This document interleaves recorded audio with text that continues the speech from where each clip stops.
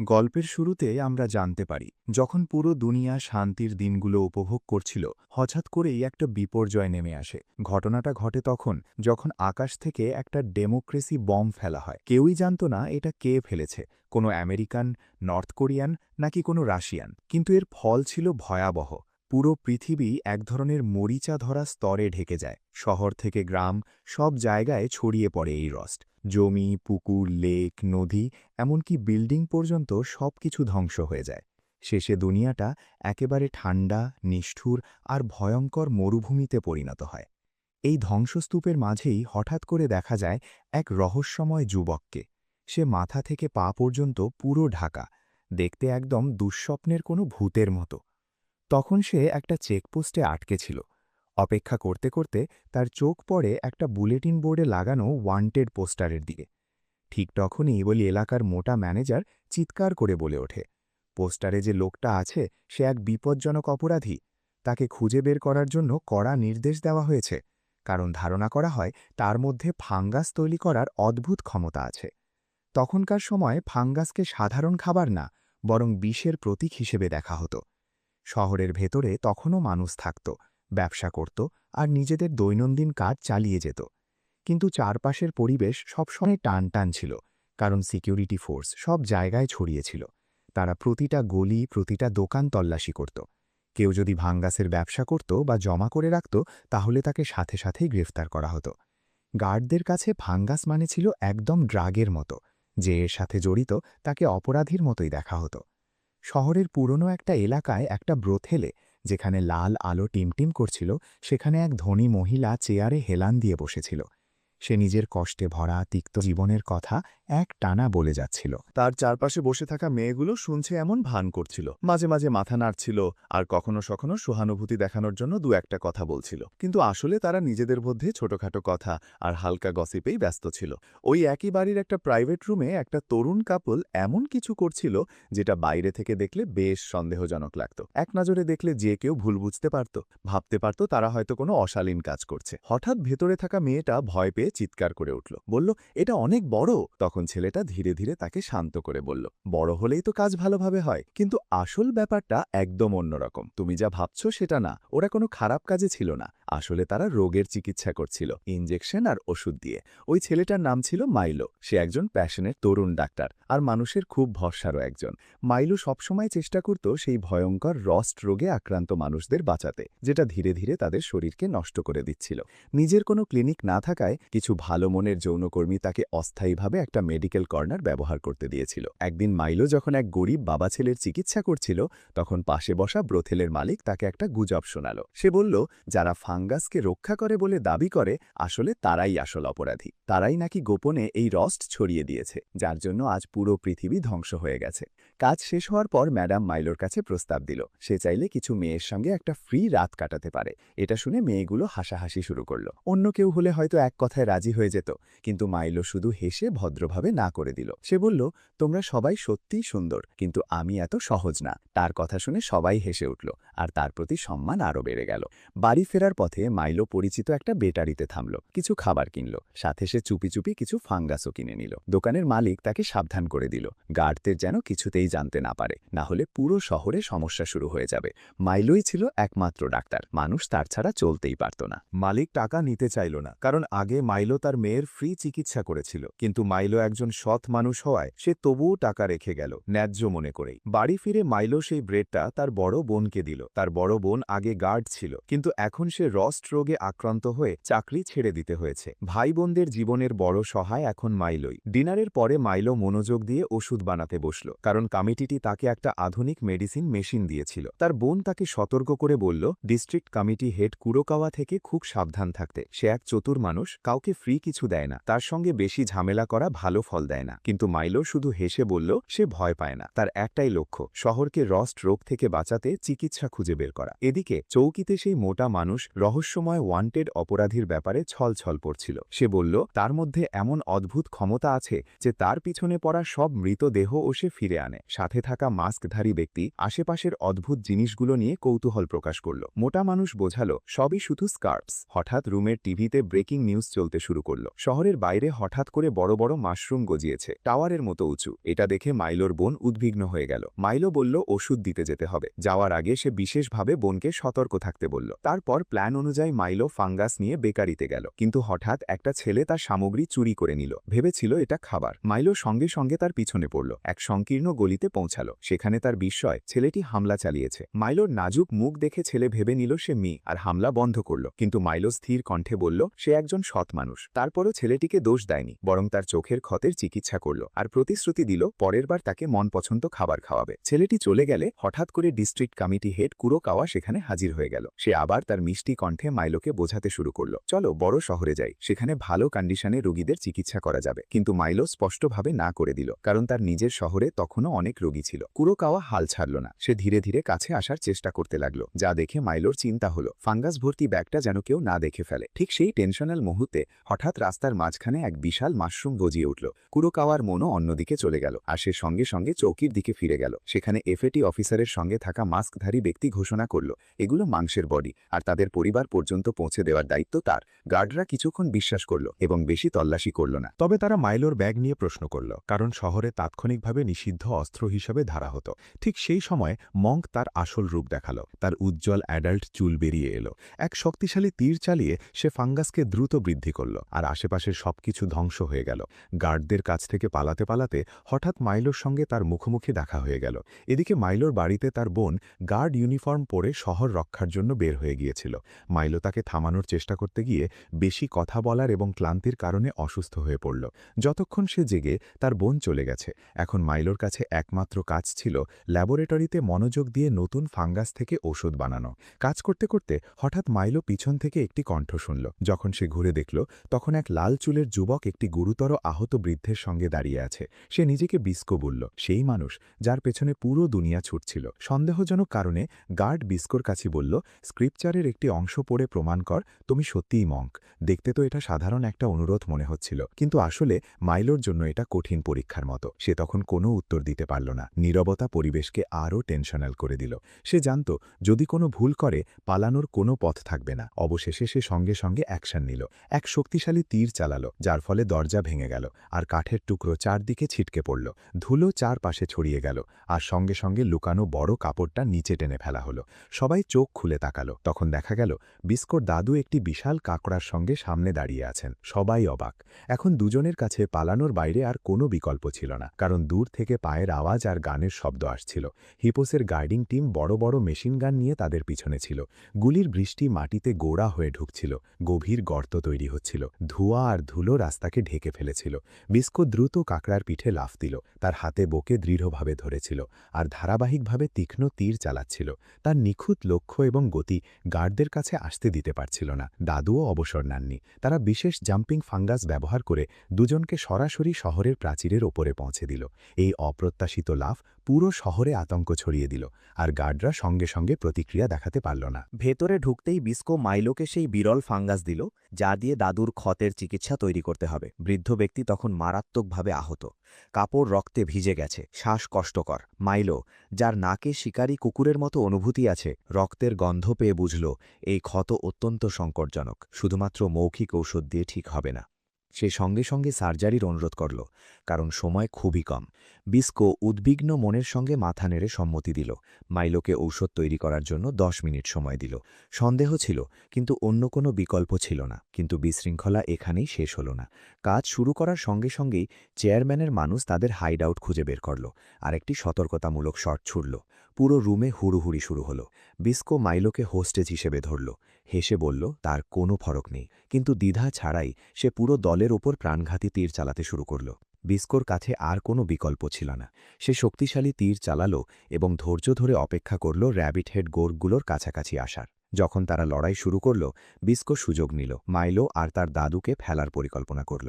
এখন মাইলোর ক্লিনিক ফাঙ্গাসে ভরে গেছে এবং সম্পূর্ণ ধ্বংস হয়ে গেছে, যেন এক টুইস্টেড জঙ্গল হয়ে গেছে। মাইলো দুঃখ পেয়েছিল, কিন্তু আর কোনো বিকল্প ছিল না। যদি তারা এই জায়গা ত্যাগ না করত, পুরো গ্রুপ বিপদে পড়ত। ঠিক সেই ক্রিটিক্যাল মুহূর্তে মাইলোর বোন জিপ চালিয়ে এসে সেই জায়গায় ঢুকল, যেখানে গার্ড টিম ব্লক করছে। একজন হাই র্যাঙ্কিং কমান্ডার হওয়ায় সৈন্যরা সঙ্গে সঙ্গে তার আদেশ মানল। সে পুরো পরিস্থিতির বিস্তারিত জানাল।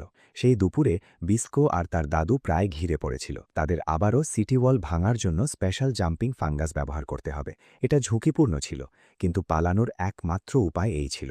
যখন তারা যাওয়ার চেষ্টা করল, হঠাৎ একটি বিশাল হিপ্পো তাদের ওপর পড়ল। সে জস খুলে বিস্কোকে ক্রাশ করার চেষ্টা করল। সবাই অবাক হয়ে গেল যখন বিস্কো একাই পুরো হিপ্পোকে তুলে দূরে ফেলে দিল। অন্যদিকে কিরুকাওয়া দাঁড়িয়েছিল। তার পাশে একটি গোলাপি চুলের মেয়ে ছিল। সে বিস্কোকে সেই ভুলের জন্য ক্ষমা চাইল, যার কারণে বিস্কো পালানোর সুযোগ পেয়েছিল। কিন্তু কিরুকাওয়ার কোনো চিন্তা ছিল না। অভিব্যক্তিহীন মুখে সে সঙ্গে সঙ্গে তার লোকদের আদেশ দিল, প্ল্যান চালিয়ে যাও। তার আসল উদ্বেগ ছিল বিস্কো প্রধান সিকিউরিটি ফোর্সের সঙ্গে সরাসরি লড়াই না করে, না হলে নিয়ন্ত্রণহীন বিশৃঙ্খলা ছড়াবে। কিছু ঘন্টা আগে বিস্কো আর তার দাদু দেওয়াল পার করে আরাম করার জায়গা খুঁজে নিয়েছিল, কিন্তু এখন বিস্কোর দাদু ভয়ঙ্কর রস্ট রোগে আক্রান্ত। তারা জানত তাদের সময় কম। তারা বিস্কোকে নির্দেশ দিল, চেষ্টা চালিয়ে যাও, যদিও সে সাথে না থাকে। তাদের চোখে বিস্কো সবচেয়ে শক্তিশালী, একমাত্র। সে তার দাদু থেকে সবকিছু শিখেছে, ঔষধ বানানো ছাড়া। কিন্তু বিস্কো এই কথা মানতে অস্বীকার করল।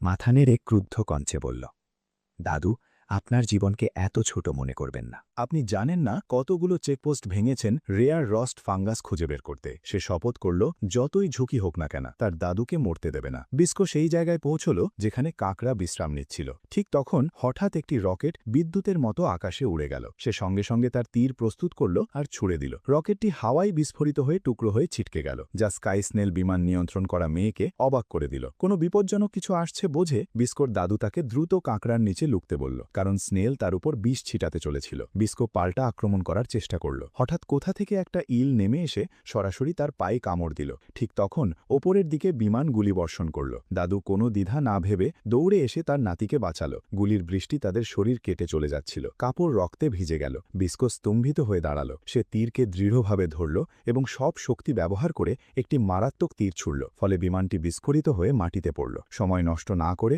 সে কাকড়ার উপর চড়ে শহরের দিকে দৌড়াল, ডাক্তার খুঁজতে। হতাশায় তার পদক্ষেপ আরও দ্রুত হচ্ছিল। যখন তারা কোনো এক আন্ডারগ্রাউন্ড সুড়ঙ্গে লুকালো, মাইলো দাদুর জীবন্ততা দেখে বিস্মিত হয়ে গেল। 6টি গুলি খাওয়ার পরও সে পড়ল না। মনে হচ্ছিল তার ধৈর্য কোনো কিংবদন্তি মানুষের মতো। বিস্কো সঙ্গে সঙ্গে মাইলোর কাছে প্রশ্ন করল, তুমি কি তার দাদুর চিকিৎসা করতে পারবে? মাইলো আত্মবিশ্বাসের সঙ্গে বলল, হ্যাঁ। বিস্কো বাইরে বেরিয়ে শত্রুদের মনোযোগ ভেঙে দিতে চেষ্টা করল, কিন্তু মাইলো জোর দিয়ে বলল, প্রথমে দাদুর ক্ষত সারাতে হবে, তারপর লড়াই করার সুযোগ হবে। বিস্কো তার দাদুকে মাইলোর কাছে ছেড়ে বাইরে গেল। এদিকে মাইলোর বোন খবর পেয়েছে যে যেদিক দিয়ে সে যাচ্ছে সেখানে কুরুকাওয়ার লোকেরা ফাঁদ পেতে বসেছে। সঠিক রাস্তা ছিল পশ্চিম দিকে। এক গার্ড তাকে চুপ থাকতে বলল, কারণ মাইলোর ক্লিনিকে একটি যৌথ মাশরুম মুক্তা পাওয়া গেছে, যা সব কিছু ধ্বংস করেছে। মাইলোর বোন রেগে গিয়েছিল, কিন্তু একাই পশ্চিম দিকে যাওয়ার সিদ্ধান্ত নিল। বিস্কোর কথা বলতে গেলে সে কুরুকাওয়ার সব সৈন্যকে শেষ করে দিল, শুধু গোলাপি চুলের মেয়েটিকে ছেড়ে দিল, কারণ সে তার কাছে প্রিয় ছিল। সে জিজ্ঞাসাবাদ শুরু করল। ঠিক তখন মাইলোর বোন দ্রুত স্কুটারে এসে উপস্থিত হল। বিস্কো ফাঙ্গাস দিয়ে তার গাড়ি উল্টে দিল, কিন্তু সে থামল না, সরাসরি আক্রমণ করল। ধোঁয়ার আগালে থেকে বিস্কো তার তীর বের করল এবং একটি তীর ছুড়ল, যা তার অস্ত্র ছেদ করল। ধাতু ভেঙে যাওয়ার আওয়াজ পুরো এলাকায় ছড়িয়ে পড়ল। এটি ইঙ্গিত ছিল যে একটি নতুন সংঘর্ষ শুরু হয়েছে। শহরের স্পিকারগুলো ফাঙ্গাস ফোর্সের বিপদের সতর্কবার্তা দিচ্ছিল, মানুষদের মাস্ক পরার এবং সাবধান থাকার পরামর্শ দিচ্ছিল। ব্রোথেলে মেয়েরা সম্প্রতি বড় বড় মাশরুম গজানোর কথা বলছিল। সেখানে দশকের পর প্রথমবার এমন দৃশ্য দেখল তারা।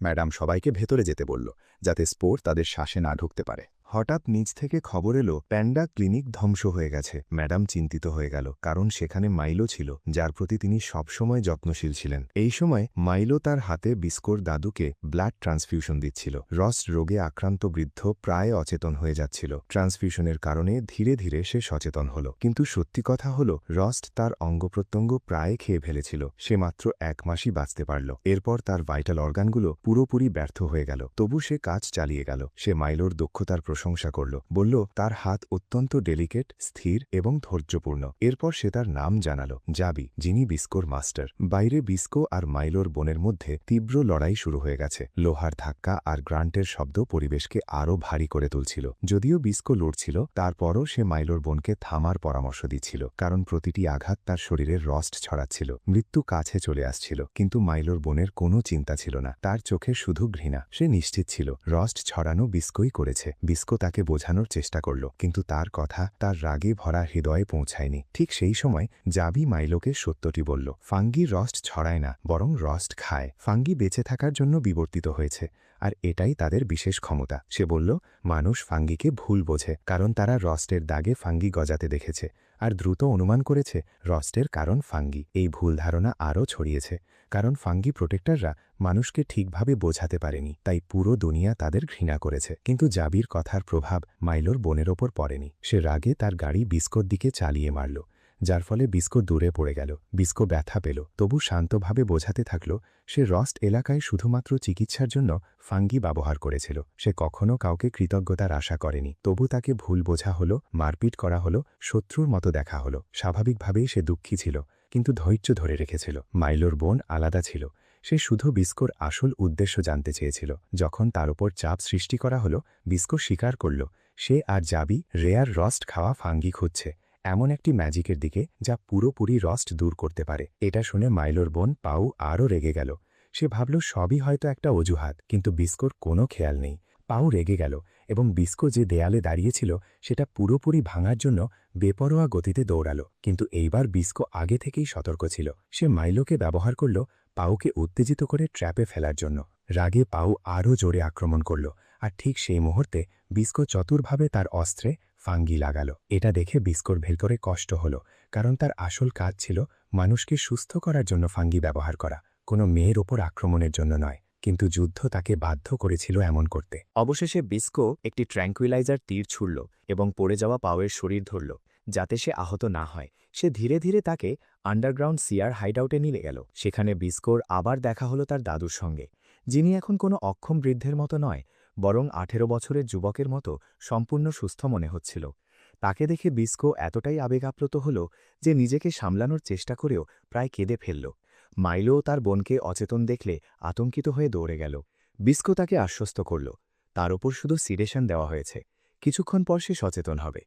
মাইলো আগে থেকেই তাকে অ্যান্টিরস্ট ইঞ্জেকশন দিয়ে সময় বাড়িয়েছিল। এখন পরিস্থিতি আরও ক্রিটিক্যাল হয়ে গেছে, কারণ শহরের গার্ডরা যে কোনো সময় এসে পৌঁছাতে পারে। জাবি তাদের থামানোর জন্য পেছনে থাকার সিদ্ধান্ত নিল, যাতে যুবকরা পালানোর সময় পায়। বিস্কো বিরোধ করল, কারণ সে জানত তার দাদুর ছাড়া কেউ সঠিক ওষুধ তৈরি করতে পারবে না। ঠিক তখন মাইলো অপ্রত্যাশিতভাবে এগিয়ে এসে বলল সে রিপ্লেসমেন্ট হতে পারে, শিখবে এবং পুরো মনোযোগ দিয়ে কাজ করবে। বিস্কো আপত্তি জানাল, কারণ সে বুঝেছিল হর্স আউটার ওয়ার্ল্ড মাইলোর মতো কোমল মানুষদের জন্য কঠিন। কিন্তু মাইলো অড়াল, কারণ সে শুধু অন্যদের চিকিৎসা করতে চায়নি, বরং তার পরিবারের শেষ সদস্যকে বাঁচানোর জন্য কিওরও খুঁজতে চেয়েছিল। তার চোখে দৃঢ় সংকল্প দেখে বিস্কো অবশেষে সম্মতি দিল এবং মাইলোকে সাথে নিতে দিল। ঠিক তখন গার্ডরা এসে জাবিকে তাদের পথে বাধ্য করল। মাইলো তার বোনকে সেই জায়গায় রেখে গেল এবং তার কাছে অ্যান্টিরস্ট ওষুধের একটি পাউচ রেখে দিল, যাতে তার জীবন রক্ষা পায়। বিদায়ের দৃশ্য আবেগে ভরা ছিল, কিন্তু তা শেষ হবার আগে বিস্কো জোর করে মাইলোকে টেনে নিল। সময় কম ছিল, তারা গেটের দিকে দৌড়াল, কিন্তু সেখানে তাদের থামানো হলো। পিছন থেকে গার্ডদের আরেকটি দল এসে তাদের ট্র্যাপ করল। বিস্কো সঙ্গে সঙ্গে তার তীর বের করল এবং একটি বিশেষ তীর ছুড়ল। সামনে থাকা সেতু ভেঙে গেল, আর তারা দুজন সিটি গেট থেকে নিচে পড়ে গেল। সেই মুহূর্তে সমস্ত বিপদের মধ্যে কেবল একটি ফাঁকা আশা ছিল, তারা বেঁচে যাবে এবং পরবর্তী কাঁটা ভরা পথে এগোতে পারবে। বাইরে প্রথম দিন মাইলো অবিরাম কথা বলছিল, নানা ধরনের কথা বলছিল, যা বিস্কোকে বিরক্ত করছিল, যার মুখ সবসময় কঠোর থাকে। মাইলো স্বাভাবিকভাবে বলল হয়তো তারা পথ ভুলে গেছে, কিন্তু বিস্কো স্পষ্টভাবে অস্বীকার করল। একটি বিস্ময়জনক কারণে তার স্বাধীন মনোভাব এবং অহংকার তাকে মেনে নিতে দিচ্ছিল না যে সে ভুল পথে আছে। তারা হাঁটতে থাকল যতক্ষণ না তারা এমন একটি জায়গায় পৌঁছল যেখানে পানির ওপর শৈবাল ভেসে চলছিল। মাইলো সঙ্গে সঙ্গে মুগ্ধ হয়ে গেল, তার চোখ ঝলমল করতে লাগল। সে থেমে দাঁড়াল, যেন কোনো জাদুকরী জিনিস খুঁজে পেয়েছে। কিন্তু বিস্কো আলাদা ছিল, সে বিরক্ত এবং ধৈর্যহীন। সে স্বাভাবিকভাবে মাইলোর মুখের দিকে কিছু ছুঁড়ে দিল, যা দেখে সে চমকাল। বিস্কো তাকে মনে করিয়ে দিল তারা এখানে মজা করতে এসেছে না। শৈবালযুক্ত এই জায়গা রাতে বন্য প্রাণীদের আকর্ষণ করবে, আর যদি তারা থেমে থাকে তখন যে কোনো সময় বিপদ আসতে পারে। দুইজন সেখানে থেকে এগিয়ে চলল, কিন্তু কিছুক্ষণ পর মাইলো রাস্তার উপর অচেতন হয়ে পড়ল। বিস্কো দুশ্চিন্তায় তাকিয়ে রইল। তারপর সে হাতে দুটি ছোট লিজার্ড নিয়ে ফিরে এলো, যেগুলো খেলতে খেলতে একে অপরের লেজ কামড়াচ্ছিল। বিস্কো তাদের ভুনে মাইলোকে খাওয়ালো, কারণ সে শুধু ক্ষুধার্ত ছিল। খাওয়ার পর মাইলো আবার সতর্ক হয়ে উঠল। দুজনেই বুঝতে পারল সময় কমে যাচ্ছে, যা কেবল 1 মাস বেঁচে থাকতে পারবে, আর মাইলো তার বোনের জন্য যা ওষুধ রেখে গিয়েছিল তা মাত্র 3 মাস কাজ করবে। বিস্কো পরিস্থিতি দেখে একটি মানচিত্র বের করল। সে পথটি পরিষ্কার দেখালো এবং বলল তাদের কয়লা খনি পার হতে হবে। মাইলো চিন্তিত হয়ে গেল, কারণ সে জানত সেখানে জয়েন্ট ট্রাটস থাকে, কিন্তু বিস্কো নিশ্চয়তা দিল তার কাছে তাদের মোকাবিলার উপায় আছে। ঠিক তখন বিস্কো বালির নিচ থেকে একটি বিশাল কাঁকড়ার খোল দেখতে পেল। সে সিস কেটে বাজালো এবং বালির নিচ থেকে তাদের তৃতীয় সঙ্গী বের হল, বিস্কোর কাঁকড়া। তখন মাইলো বুঝল শুরুতে তারা পথ ভুলেছিল, কারণ বিস্কো কাঁকড়াকে খুঁজছিল, যা প্রায় বালিতে চাপা পড়ে ঘুমিয়ে থাকে। যদি তারা কাঁকড়ার উপর চড়ত, মাত্র 2 দিনে খনিতে পৌঁছে যেত, আর সেই জয়েন্ট ট্রাটস এত বড় জীবনের উপর আক্রমণ করার সাহস দেখাতে পারত না। কিন্তু মাইলো কাঁকড়ার পিঠে সঠিকভাবে বসতেও পারল না। সে পড়ে গেল। বিস্কো কেবল কাঁধ হুচকাল এবং মাইলোকে কাঁকড়াকে অদ্ভুতভাবে অনুভব করানোর জন্য একটি বিশেষ আউটফিট বানিয়ে দিল। যদিও কাঁকড়া অসাধারণভাবে বুদ্ধিমান মনে হচ্ছিল, মাইলো আউটফিট পরে নিল, তবু কাঁকড়া তাকে সহজেই বিস্মিত করল। মাইলোকে বিস্কো আর কাঁকড়ার পেছনে পেছনে চলতে হলো। দুপুর পর্যন্ত সে আবার পিঠে চড়ার চেষ্টা করল। দ্বিতীয় প্রচেষ্টা সফল মনে হচ্ছিল, কিন্তু তবু সে পড়ে গেল। এই ধারা চলতে থাকলো। মাইলো বারবার চেষ্টা করল, এমনকি কাঁকড়া ঘুরে গেল, যা তাকে মাথা ঘোরাতে লাগলো। কখনো সবকিছু অন্ধকার মনে হচ্ছিল, কখনো উজ্জ্বল। পরের সকাল যখন মাইলো ক্র্যাব রাইডিং এর চর্চা করছিল, বিস্কো তার তীর ভেজানোর জন্য একটি বিষাক্ত ফাঙ্গি সলিউশন তৈরি করছিল। ঠিক তখন হঠাৎ কেউ সামনে এসে উপস্থিত হলো। ম্যালো আচমকায় ভয় পেল। এক ছেলের এক মেয়ের সামনে ফেলে পড়ল এবং দেখল সে পিঙ্ক হেডি সেই মেয়ে যার সঙ্গে বিস্কো আগে দেখা করেছিল। সে ম্যালোকে কৌতূহল ও চটুল চোখে দেখল এবং এত বড় ক্র্যাবের জন্য তার প্রশংসা করল। বিস্কো শব্দ শুনল, ফিরে তাকালো। মেয়েটি ক্র্যাবের পিঠে চড়তে শুরু করেছে যখন ম্যালো তার পায়ের কাছে আটকে ছিল। বিস্কো সঙ্গে সঙ্গে ফাঙ্গি লাগানো তীর দিয়ে তাকে সতর্ক করল। তার চোখে হুমকির ভাব ছিল। একটি তীর মেয়েটির জাঙায় লাগল, যা তাকে বেশ কষ্ট দিল, কিন্তু সে তবু ঠাট্টা হাসি দিল। দেখা গেল সে ম্যালোকে প্রলুব্ধ করতে চেয়েছিল ক্র্যাব রাইড শেখানোর অজুহাত দিয়ে। আসলে তার উদ্দেশ্য ছিল তাকে চুরি করে নেওয়া। সেই মুহূর্তে ম্যালো অপ্রত্যাশিতভাবে কিছু করল। সে ক্র্যাবের সঙ্গে কথা বলল, তাকে নিচে ঝুঁকতে বলল যেন সে ওষুধ দিতে পারে। বিস্ময়ের বিষয় হল ক্র্যাব সত্যিই তার কথা মেনে নিল। বিস্কো অবাক হয়ে রইল, কারণ ম্যালো যদিও ক্র্যাবের ওপর চড়তে পারল না, তবু সে ক্র্যাবকে সহযোগিতা করতে রাজি করাতে পেরেছিল। এরপর বিস্কো তার পরিকল্পনা পরিবর্তন করল। ম্যালো আর রাইডিংয়ের চর্চা করতে হবে না, এবং 3 জন একসাথে তাদের যাত্রা চালিয়ে গেল। সেই সন্ধ্যায় তারা পাহাড়ের এক মন্দিরে বিশ্রামের জন্য থামল। সেখানে আশ্চর্যের বিষয়, তারা আবার সেই পিঙ্ক হেড মেয়েকে পেল। সে অস্বস্তিকর মনে হচ্ছিল, যেন তার গলায় কিছু আটকে গেছে। ম্যালো সঙ্গে সঙ্গে দৌড়ে গিয়ে তার কাছে গেল এবং তার পিঠে হাত দিয়ে তাকে উল্টি করতে সাহায্য করল, কিন্তু সেটাই যথেষ্ট ছিল না। এক অদ্ভুত কাজের মাধ্যমে ম্যালো তার গলা থেকে একটি ক্রিসলিস বের করতে চেষ্টা করল। মনে হলো কেউ ফোর্সফুলভাবে সাহায্য করছে। ম্যালো ব্যাখ্যা করল, এটি একটি বিশেষ ক্রিসলিস, যা সাধারণত দাসদের নিয়ন্ত্রণ করতে এবং পালাতে না দেওয়ার জন্য ব্যবহার করা হয়। মেয়েটি প্রথমে ভেবেছিল তারা শুধু তাই সাহায্য করছে কারণ তারা তার নিখুঁত শরীর চায়, কিন্তু বিস্কো ঠান্ডাভাবে বলল তাকে এতে কোনো আগ্রহ নেই। এটা শুনে ম্যালো লজ্জায় লাল হয়ে গেল, আর বিস্কো তার কুমারিত্বের ওপর ঠাট্টা করল। বিস্কোর রাগ প্রায় তাকে তীর ছুঁড়তে প্ররোচিত করল, কিন্তু ম্যালো শুধুমাত্র খেতে চেয়েছিল। শেষমেশ পিঙ্ক হেয়ার মেয়েটি তার ব্যাগ খুলল এবং তাদের সামনে রাখল, যেন তারা বেছে নিতে পারে। ম্যালো ক্র্যাকারের একটি প্যাকেট বেছে নিল, আর বিস্কো কিছু তীর সাজাচ্ছিল।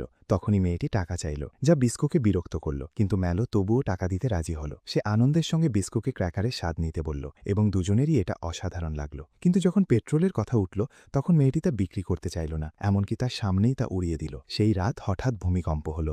বিস্কো হকচকিয়ে উঠল, আর ম্যালো ক্র্যাবে চড়ে পালাচ্ছিল। বিস্কো দেখল সে এখন একটি বিশাল কিটের পিঠে বসে আছে। ম্যালো চিৎকার করে বলল, এটি একটি জীবন্ত দুর্গ।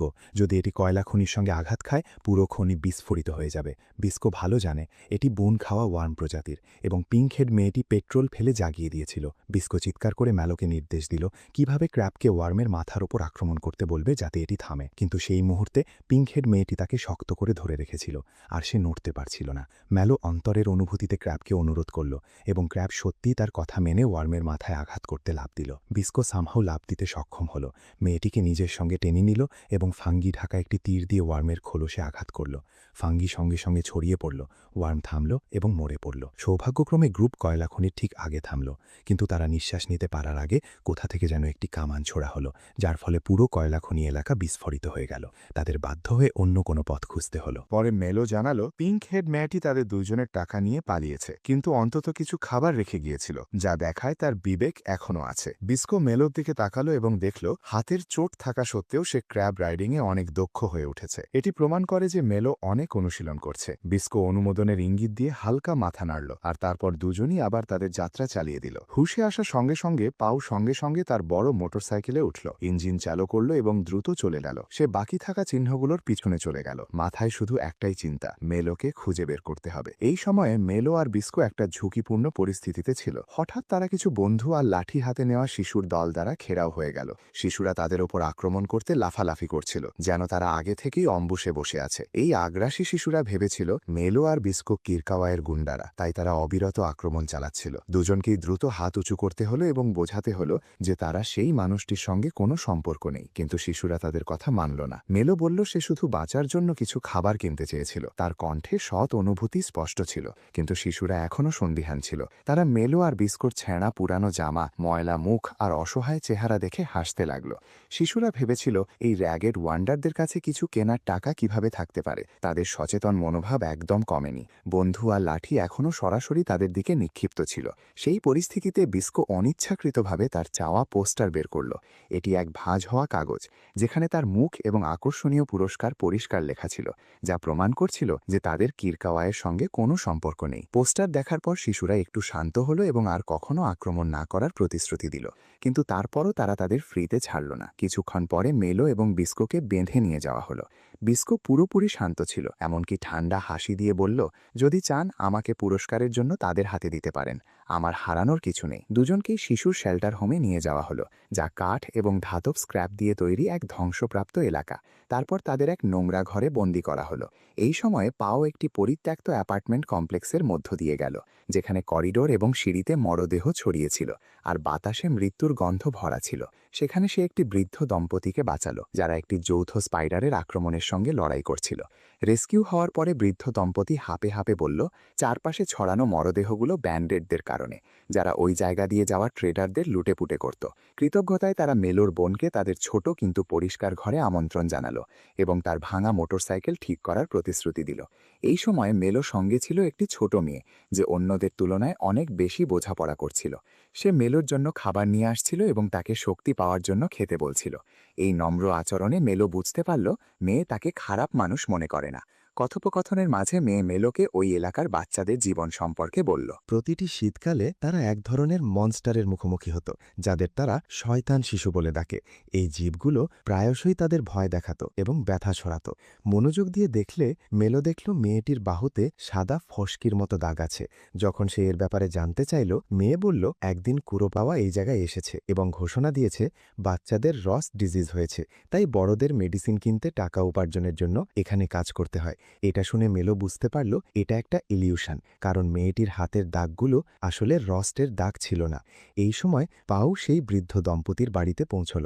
তারা তাকে একটি পুরনো গল্প বলল, কিভাবে তারা এক জনবহুল ছোট শহরে থাকত, যেখানে মানুষ ধীরে ধীরে ভয়ঙ্কর রস্ট ডিজিজে আক্রান্ত হতে লাগল। একদিন একজন নিজেকে ফাঙ্গি প্রোটেক্টর বলে দাবি করে এলো এবং বলল সে এই রোগের চিকিৎসা করতে পারে। প্রথমে রোগে উন্নতির চিহ্ন দেখা দেওয়ায় মানুষ তার উপর বিশ্বাস করল এবং কৃতজ্ঞ হয়ে উঠল, কিন্তু পরে এক এক করে মানুষ আবার মারা যেতে লাগল, কারণ রস্ট ছড়িয়ে পড়েছিল। যাওয়ার আগে সেই স্বঘোষিত প্রোটেক্টর ঠান্ডা কণ্ঠে বলল, এটা সব শুধু একটি পরীক্ষা। এটি শুনে পাওয়ের মনে ঘৃণা জেগে উঠল এবং সেই তথাকথিত ফাঙ্গি প্রোটেক্টরের প্রতি তার ঘৃণা আরও বৃদ্ধি পেল। সে ওই দম্পতি থেকে টুলস ধার নিয়ে নিজের মোটরসাইকেল নিজেই ঠিক করতে শুরু করল। কাজ করতে করতে কাছে থাকা গুহা থেকে অদ্ভুত আওয়াজ শুনতে পেল। ভয় পেয়ে গুহার ভেতরে গেল আর শক হয়ে গেল যে গুহাটা শুকনো হাড় আর মরদেহে ভরা। সত্যি কথা হলো সেই বৃদ্ধ দম্পতি আসলে সাইকোপ্যাথ কিলার, যারা তাদের নিষ্ঠুর ইচ্ছা পূরণের জন্য মানুষ হত্যা করত। তারা পাউবুয়োকে পাপেট বানানোর চেষ্টা করছিল। যখন পাউ তাদের দেখল, তারা অতিরিক্ত আত্মবিশ্বাসী মনে হচ্ছিল। তারা ভেবেছিল সে ওষুধ খেয়ে ফেলেছে, যা তারা আগে তার খাবারে মিশিয়েছিল। কিন্তু পাউ আগে থেকেই তাদের ষড়যন্ত্র সন্দেহ করেছিল এবং সেই জিহ্বা খায়নি। সে যেনই প্রতিশোধ নেওয়ার চেষ্টা করছিল, হঠাৎ অন্ধকার থেকে একটি মরদেহ বেরিয়ে এলো, যার মুখ থেকে বিষাক্ত ধোঁয়া বের হচ্ছিল এবং পুরো জায়গা ধোঁয়ায় ঢেকে গেল। পাউ সঙ্গে সঙ্গে পালিয়ে গেল, আর দম্পতি বুঝতে পারল তারা জিততে পারবে না, এবং তারা তাদের শেষ পরিকল্পনা কার্যকর করল। তারা পুরো গুহায় আগুন ধরিয়ে দিল, যাতে সবকিছু আগুনে পুড়ে যায়। এদিকে বিস্কো গুহার অন্য কোণে আটকা ছিল। সে দেয়ালের পাশে থাকা কয়েকটি স্পিয়ার দেখল এবং এগুলো পেতে চাইল। তার ওপর নজর রাখছিল দুইজন শিশু, যারা তাদের পেরেন্টদের সম্পর্কে বলল যে তারা কখনো মাছ ধরতেন, কিন্তু কুরুকাওয়াইয়ের বিরোধের জন্য মারা গিয়েছিলেন। যখন বিস্কো স্পিয়ার চাওয়ার ইচ্ছা দেখালো, তখন গান নিয়ে থাকা শিশু রেগে গেল এবং ট্রিগার টানার চেষ্টা করছিল, কিন্তু ভুল করে বিস্কোকে মারা যাওয়া এবং পুরস্কার হারানোর ভয়ে সে থামল। ঠিক তখনই একটি শিশুদের দল দৌড়ে এসে জানালো যে মাইলো তাদের অসুখের ওষুধ তৈরি করেছে। এতে টেনশনের পরিবেশ কিছুটা কমল। শুরুর 2 প্রহরীর মধ্যে এখন মাত্র একজন বাকি ছিল, যে পুরনো টাউন ম্যাপ ভালোভাবে দেখছিল। বিস্কো বলল সে ওই জায়গা ভালোভাবে চেনে। তারপর উচ্ছ্বাসের সঙ্গে বলল কিভাবে একজন ফাঙ্গি প্রোটেক্টর একবার তার জীবন বাঁচিয়েছিল এবং এখন সে সেই উপকার মনে রাখতে চায়। শিশু তাকে ম্যাপ দিল এবং নিজে কিছু প্রয়োজনে বাইরে চলে গেল। সুযোগ নিয়ে বিস্কো সঙ্গে সঙ্গে তার হ্যান্ডকাফ আর বেড়ি ভেঙে ফেলল। এই সময় মাইলো শুলো ওষুধ তৈরি করল না, ওষুধ লিখল, তৈরি করার পদ্ধতি বোঝালো এবং শিশুদের বিশেষ নির্দেশনা দিল। কৃতজ্ঞ মনে শিশুদের মধ্যেই চেয়েছিল তার ক্ষতিপূরণ দিতে, কিন্তু যখন মাইলো তাদের বলল বিস্কোকে ছেড়ে দিতে, তখন লিডার সরাসরি অস্বীকার করল। তার মনে হয়েছিল শীত আসার আগে তাদের পাফারফিশের ঝুড়ির সঙ্গে লড়াই করার জন্য অস্ত্র দরকার। যখন সে এটি বলল, পাফারফিশের মধ্যে একটি বিশাল দৈত্য দেখা দিল। ক্ষুধার্ত পাফারফিশদের মধ্যে একজন লিডারকে ধরল। বিস্কো সঙ্গে সঙ্গে তাকে বাঁচাতে ছুটে গেল। স্পিয়ার ঘুরিয়ে একবারে পাফারফিশটিকে 2 ভাগে কেটে দিল। যদিও হেসে বলল, ক্যাশ আমার কাছে ভাত থাকত তাহলে ফিশটিকে রান্না করতাম। বিস্কো শিশুদের নিরাপদ রাখার প্রতিশ্রুতি দিল, কিন্তু সে স্বীকার করল যে সে পড়তে পারে না। তাই যখনই ম্যাপে তীর চালানো হতো, শিশুটি তাকে জায়গার নাম পড়ে শোনাত। পুরো ম্যাপ শেষ হওয়া পর্যন্ত পাফারফিশের ঝুড়ি পিছিয়ে গিয়েছিল। বিস্কো তার জয়েন্ট ক্র্যাবকে ডেকেছিল এবং তাতে চড়ে মাইলোকে নিতে এলো। যখন মাইলো যাওয়ার জন্য প্রস্তুতি নিচ্ছিল, তখন বুদ্ধিমান ছোট্ট মেয়েটি তাকে থামালো এবং বলল, শহরের জন্য তোমার মতো একজন প্রয়োজন। কিন্তু মাইলো শুধু হেসে বলল, আমি তাকে পর্যাপ্ত মেডিকেল জ্ঞান দিয়ে দিয়েছি। আমি নিশ্চিত সে আমার বদলে মানুষদের চিকিৎসা করবে এবং বাঁচাবে। জুলাই মাসের আগে গ্রুপের লিডার ছেলেটি বিস্কোকে তার বাবার দেওয়া স্পিয়ার দিল। যদিও সে ঠান্ডা ভঙ্গিতে দেখালো এবং বলল, এটা শুধু পরীক্ষা, দেখার জন্য যে বিস্কো কি আমার জীবন নিতে পারে। কিন্তু আসলে এটা বিশ্বাস এবং ভরসার চিহ্ন ছিল। এই সময়ে কুরুকাওয়া এখনও জাবাইকে খুঁজতে তার সব শক্তি ব্যবহার করছিল, কিন্তু এখনও তাকে ধরতে পারেনি। হঠাৎ সে তার লোকদের থামার ইঙ্গিত দিল। পিছনে দাঁড়ানো এক ব্যক্তির দিকে গিয়ে সন্দেহজনকভাবে তার মুখ দেখল এবং টুপি শক্ত করে টেনে নিল। এটি ছিল ছদ্মবেশে জাবাই। এখন বিস্কো আর মাইলো এক বিশাল আইসি টেরেন পার হচ্ছিল।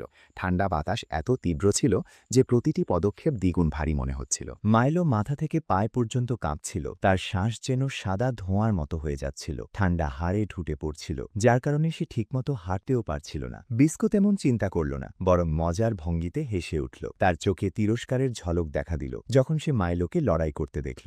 তার হাসি ওই নিস্তব্ধ জায়গায় প্রতিধ্বনিত হচ্ছিল। মাইলো লজ্জায় লাল হয়ে গেল। হাঁটতে হাঁটতে হঠাৎ তাদের সামনে ঘন তুষারের মধ্যে লাফাচ্ছে একটি সাদা খরগোশ দেখা দিল।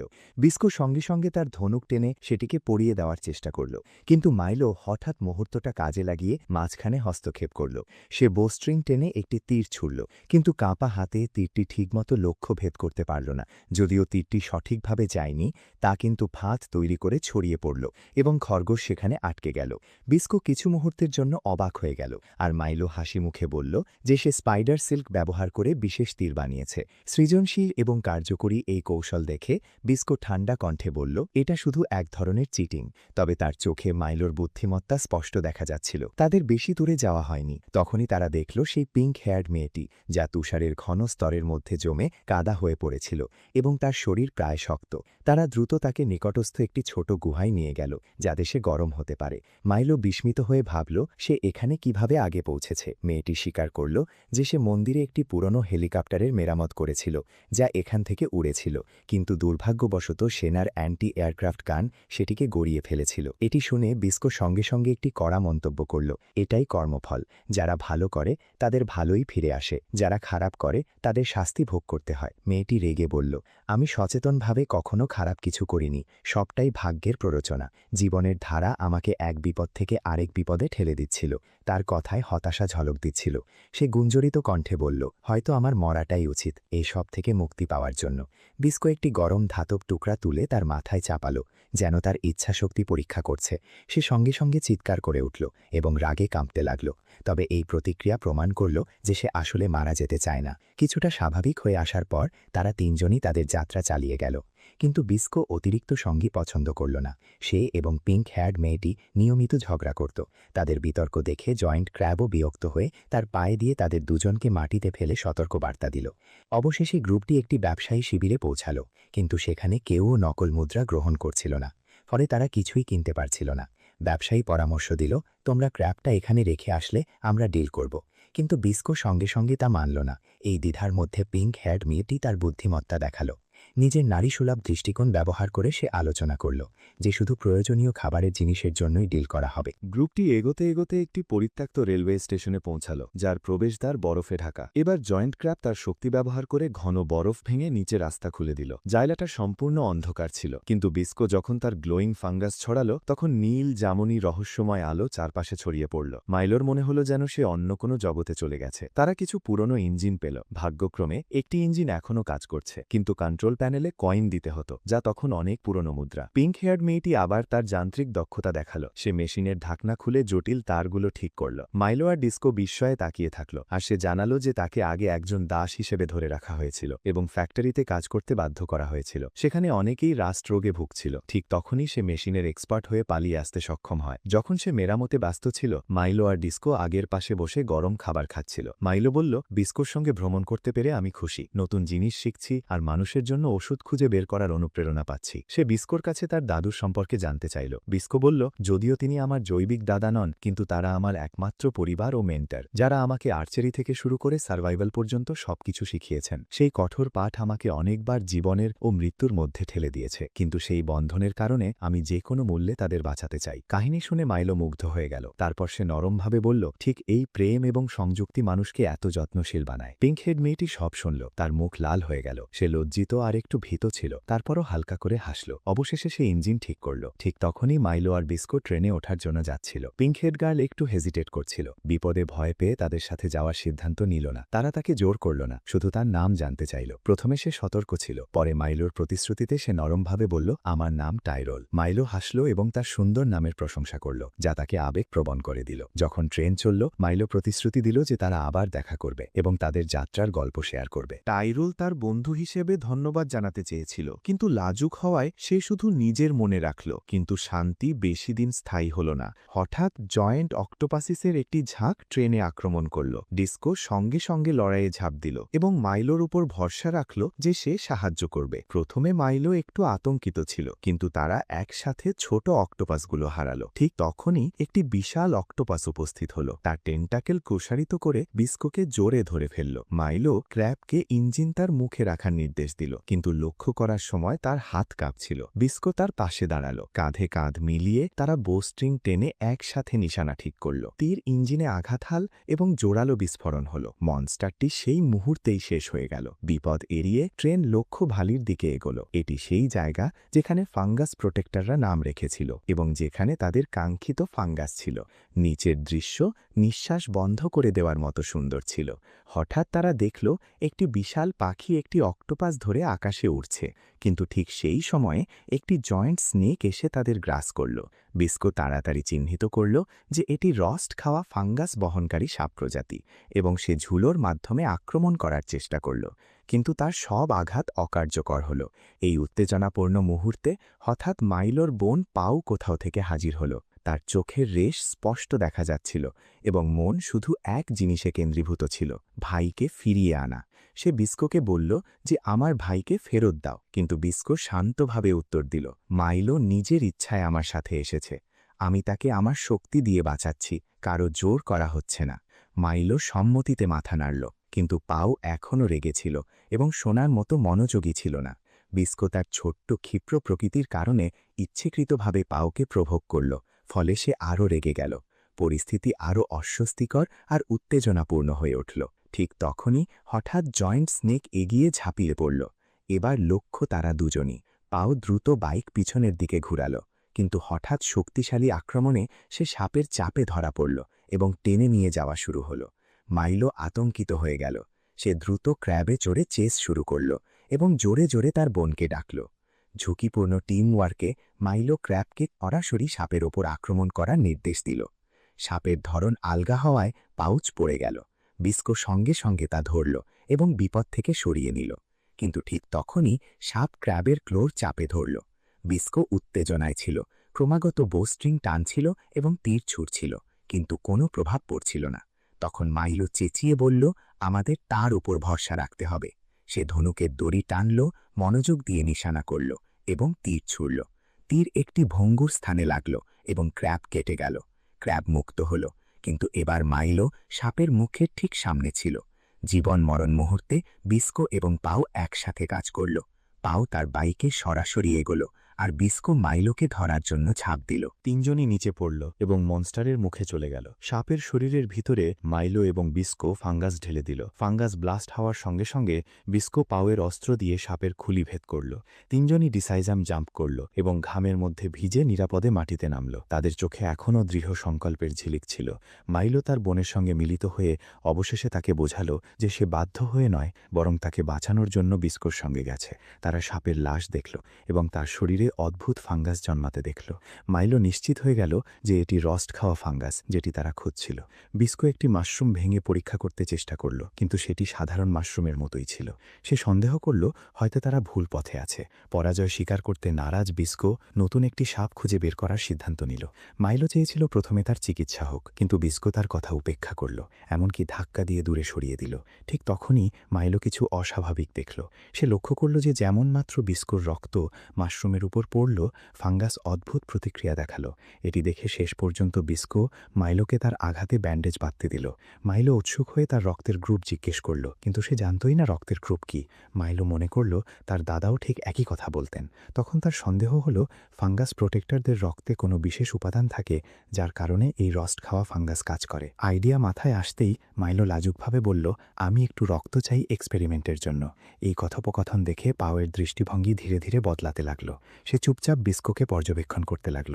যুবক লাজুক হয়ে মুখ ঘুরিয়ে নিল। পাও পরিস্থিতি এড়াতে বাইরে গিয়ে তার বাইক ঠিক করতে শুরু করল, কিন্তু ঠিক তখন উপরের দিকে ধাতব তার গড়িয়ে পড়ল, যা সাপের মৃতদেহে লেগেছিল। উপরের দিকে তাকিয়ে পাও হতবাক হয়ে গেল। কিরিকাওয়া অনেক সময় ধরে তাদের পিছু নিয়েছিল। সে লুকোনোর চেষ্টা করল না, সরাসরি বলল যে সে তাদের গ্রুপ ব্যবহার করেছে রস্ট খাওয়া ফাঙ্গাস খুঁজতে। তার উদ্দেশ্য ছিল ফাঙ্গাস ধরে সরকারকে ভালো দামে বিক্রি করা। বিস্কো সঙ্গে সঙ্গে তার ধনুক বের করল এবং তীর ছুড়ল সেই বেলুনের দিকে যেখানে কিরিকাওয়া দাঁড়িয়েছিল। কিন্তু সব তীরই ব্যর্থ হল, কারণ বেলুনটি অ্যান্টিফাঙ্গাল মেমব্রেনে ঢেকেছিল। তার হেঞ্চম্যান বিস্কোল মজা করতে শুরু করল, কিন্তু বিস্কো তাতে মাথা ঘামাল না এবং সরাসরি কন্ট্রোল রুমের কাঁচে নিশানা ঠিক করার জন্য ঝাঁপ দিল। ঠিক তখনই কিরিকাওয়া পাল্টা আক্রমণ করল এবং একটি রস্টেড বুলেট সরাসরি বিস্কোর পেটে মারল। বিস্কো পড়ে গেল, রক্ত ঝরছিল, কিন্তু তার চোখে এখনও দৃঢ় সংকল্পের ঝিলিক ছিল। মেশান শেষ হতেই কিরিকাওয়া পিছু হতে বলল।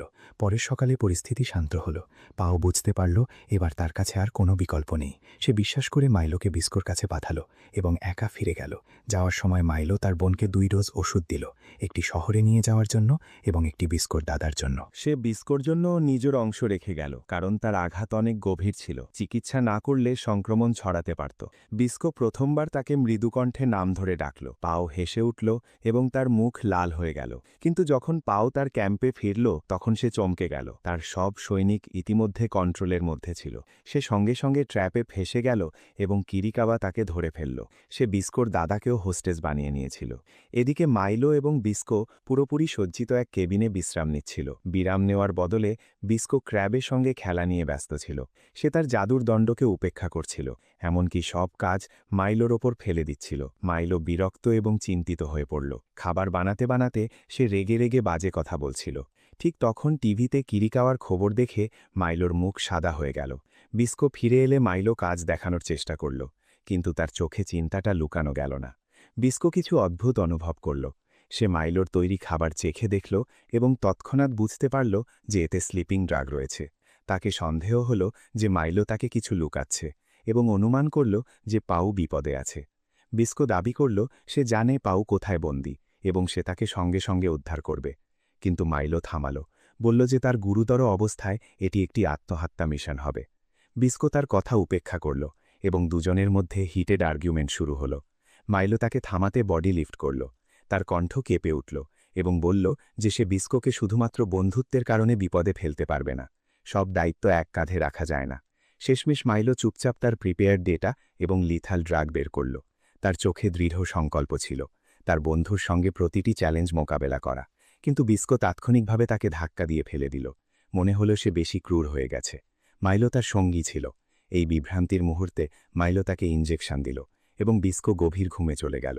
তার বন্ধুকে সাবধানে বিছানায় শুইয়ে কম্বল দিয়ে ঢেকে মাইলো একা বেরিয়ে পড়ল। সে পাও আর জাবিকে দুজনকে বাঁচানোর জন্য দৃঢ় প্রতিজ্ঞ ছিল। অন্যদিকে কিরিকাওয়া একটি বিলাসবহুল চেম্বারে বসে হেঞ্চম্যানদের সঙ্গে কার্ড খেলছিল, মদ খেতে খেতে। হালকা হলুদ আলো আর তার মকিং হাসি পুরো পরিবেশকে আরও ভয়ঙ্কর করে তুলেছিল। হঠাৎ অন্ধকার কোণ থেকে মাইলো প্রকট হল। সে আগের মতোই টানটান ছিল, তার চোখে রাগ আর ঘৃণা জ্বলে উঠছিল।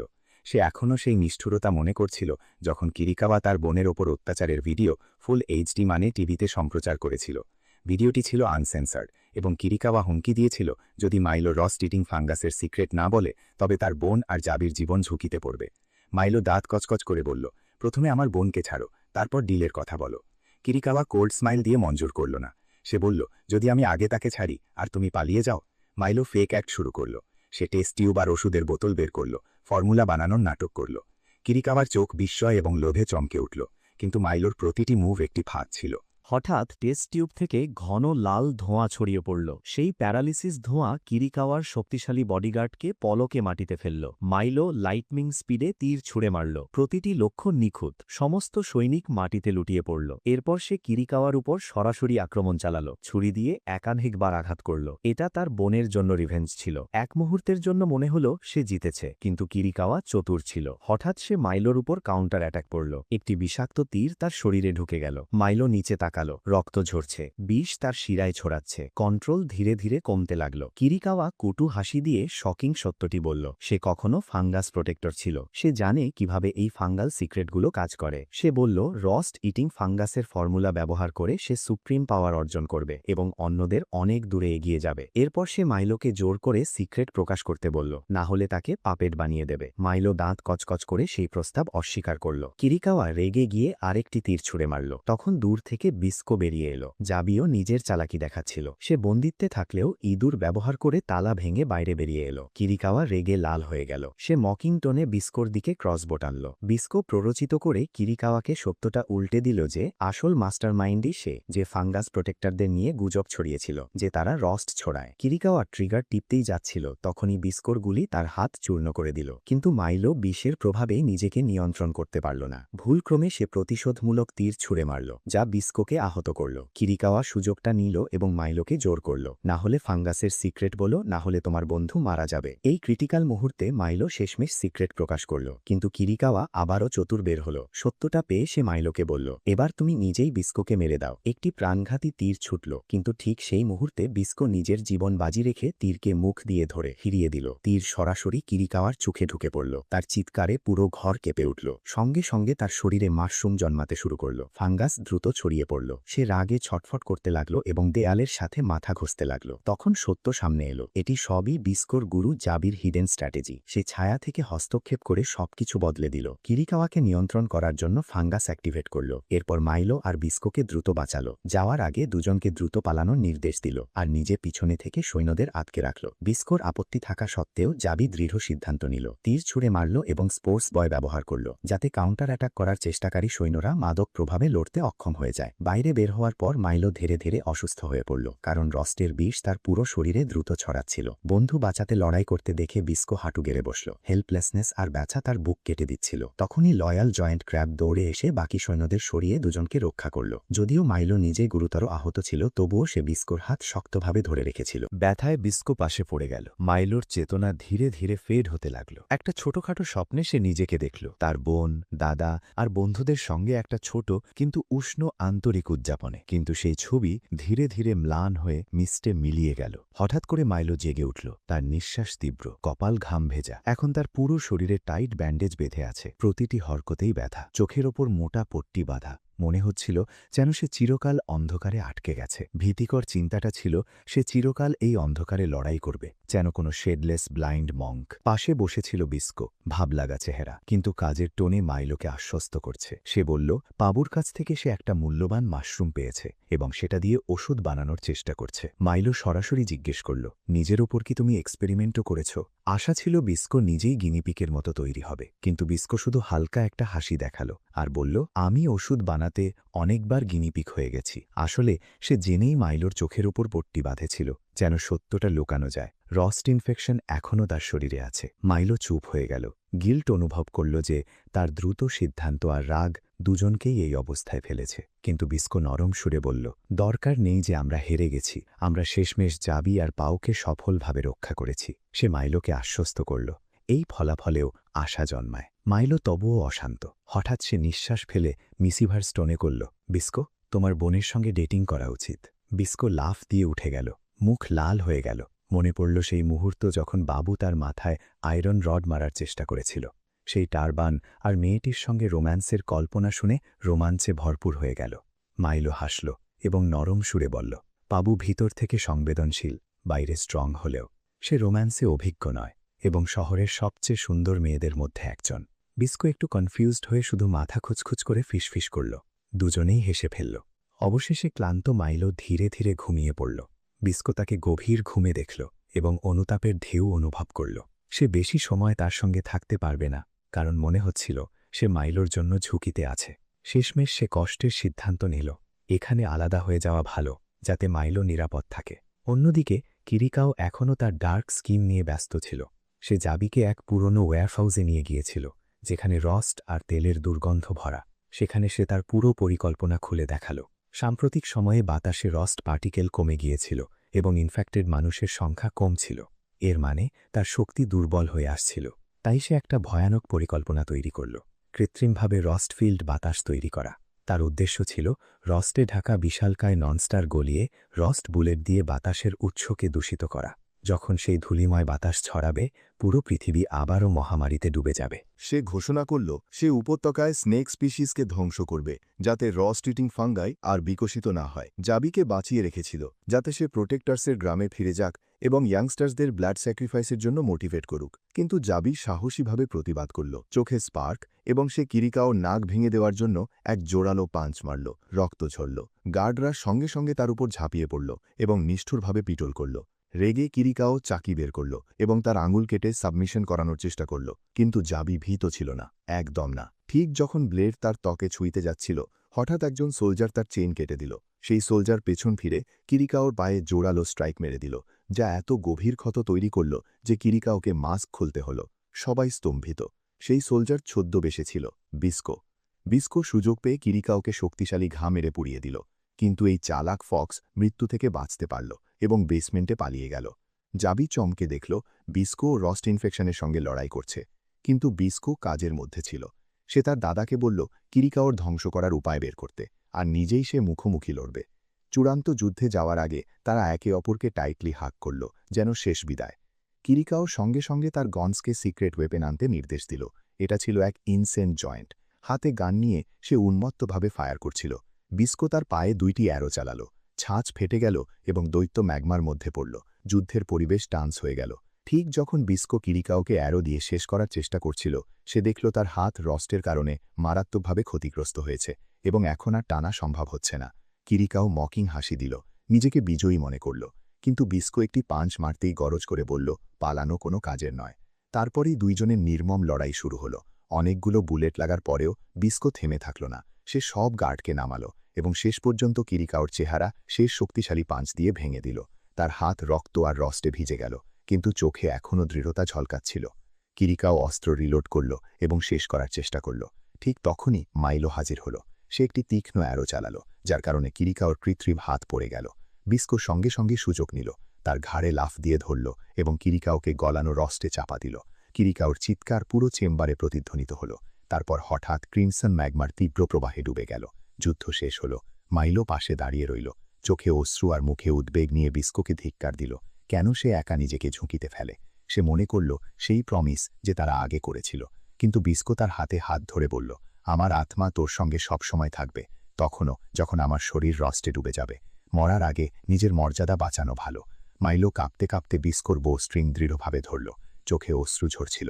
সেই চরম যন্ত্রণার মুহূর্তে তাকে তার ফাইনাল ইচ্ছা পূরণ করতে হলো। অ্যারো বাতাস ছেদ করে সরাসরি বিস্কোর বুকে ঢুকে গেল। বিস্কোর শরীর ধীরে ধীরে ম্যাগমায় ডুবে গেল, কিন্তু ঠোঁটের কোণে এখনও এক শান্তিভরা হাসি ছিল। মাইলো হাঁটু গেড়ে বসে বিলাপ করতে লাগল। তার প্রিয় বন্ধু, তার সঙ্গী চিরকাল চলে গেছে। অজান্তে সে ফিসফিস করে বলল, আমাকে বিস্কো খুব প্রিয়। এই সময়ে জেবি এবং পাবু একটি বিশাল মিউটেন্ট চিম্পাঞ্জি জঙ্গলের সামনে দাঁড়িয়েছিল। তাদের চারপাশে বিকৃত রাস্তার আওয়াজ ফ্যাক্টরিতে প্রতিধ্বনিত হচ্ছিল। ভাঙা ধাতু আর চিৎকার করা মেশিনের আওয়াজে এক বিশাল বিশৃঙ্খলা তৈরি হচ্ছিল। ফাটল ধরা মাটিতে তাদের প্রতিটি পদক্ষেপে আতঙ্ক ছড়াচ্ছিল। পেছনে কোকা ওর বিশাল ফ্যাক্টরি নিয়ন্ত্রণহীন হয়ে উঠছিল। পাইপগুলো দুলছিল, তাপ ছড়াচ্ছিল এবং ধারাবাহিকভাবে অ্যালার্ম বাজছিল। মাঝখানে দাঁড়ানো হাতি আকারের বন্ধু চকচক করছিল, মারাত্মক অ্যারো ছোড়ার জন্য প্রস্তুত। জেবি বুঝল, যদি এই বন্ধু এখনই থামানো না যায়, কোনো বেঁচে থাকা সম্ভব হবে না। সেই টান্স মুহূর্তে পাবু একটি শক্তিশালী স্ট্রাইক মেরে সামনে ঝাঁপানো জায়ান্ট অ্যাপকে সরিয়ে দিল। সে তার বিশাল শরীর তুলে বন্দুকের দিকে ছুড়ে দিল। সংঘর্ষ এতই তীব্র ছিল যে মেকানিক্যাল হাতি উল্টে গেল এবং পুরো ফায়ারিং সিস্টেম ধ্বংস হয়ে গেল। ৭০ বছর বয়সী জেবি এটা দেখে চমকে গেল এবং ভীষণ শ্রদ্ধা অনুভব করল। কিন্তু তারা স্বস্তি নেওয়ার আগেই পুরো ফ্যাক্টরি কম্পন শুরু করল, ভয়ঙ্কর দমকা ও ট্রেমার থেকে। ভিতর থেকে একের পর এক বিস্ফোরণ ও ফাটল থেকে ক্রিমসান আগুন বের হতে লাগল। এটা ছিল একটি সাইন যে পুরো স্ট্রাকচার ধ্বংসের এক ধাপে দাঁড়িয়ে আসে। পাবু চিন্তা বাদ দিয়ে উন্মত্ত হয়ে আগুন আর ধুলোর মধ্যে বিস্কোকে খুঁজতে দৌড় দিল। তার হৃৎস্পন্দন তীব্রভাবে ধকধক করছিল, প্রতি ধাপে হালকা আশা যে সে বেঁচে আছে। কিন্তু সেখানে গিয়ে সে শুধু মাইলোকে পায়। দুজনে একে অপরকে ধরে ধরে সাহায্য করে এবং বিশৃঙ্খল ফ্যাক্টরি থেকে বাইরে বের হয়। বাইরে আসতেই জেবি জিজ্ঞেস করল, বিস্কো কোথায়? মাইলো মাথা নত করে কেঁপে ওঠা কণ্ঠে বলল, এখন থেকে বিস্কো সবসময় আমার হৃদয়ে থাকবে। এই এক বাক্য জেবি এবং পাবুদের সব বুঝিয়ে দেয়। দুজনের চোখে দুঃখ স্পষ্ট। পাবু মুষ্টি বেঁধে নিল, তার চোখ লাল হয়ে গেল, কিন্তু অশ্রু পড়ল না। জেবি চোখ বন্ধ করে গভীর নিঃশ্বাস নিল, যেন ব্যথা ভেতরে আটকাতে চায়। পরিবেশ হঠাৎ এত ভারী হয়ে গেল যেন সব রং মুছে গেছে, শুধু এক তিক্ত খালি জায়গা রইল। দুপুরের পর ধুলো নেমে গেলে সেনাবাহিনী ও রেস্কিউ টিম এসে পৌঁছাল। তারা ভাঙা অংশ ও ছড়িয়ে ছিটিয়ে থাকা লাশ পরিষ্কার করতে শুরু করল। মাইলো চুপচাপ কালো ধোঁয়ার স্তম্ভ উঁচু হতে দেখছিল। তার ভিতরে শূন্যতা আর দৃঢ়তা একসাথে ভেসে উঠছিল। মনে হচ্ছিল বিস্কোর স্মৃতি এখন তার গাইডিং লাইট। হঠাৎ ধ্বংসস্তূপ থেকে একটি বিশাল লোহার মানুষ হাজির হল। তার লক্ষ্য ছিল কাঁদছে শিশুরা ভ্যালি, ঠিক সেই জায়গা যেখানে রস্ট খাওয়া ফাঙ্গাই বসবাস করত। পরিষ্কার ছিল যে এই লোহার মানুষ ফাঙ্গাইকে ধ্বংস করতে চায়। মাইলো চিনতে পারল এবং সঙ্গে সঙ্গে আন্দাজ করল আসলে এটি বুড়ো কিরিকাও। সেনাবাহিনী তার উপর ভারী অস্ত্র দিয়ে আক্রমণ করল, কিন্তু সবই ব্যর্থ। লোহার মানুষ অপ্রতিরোধ।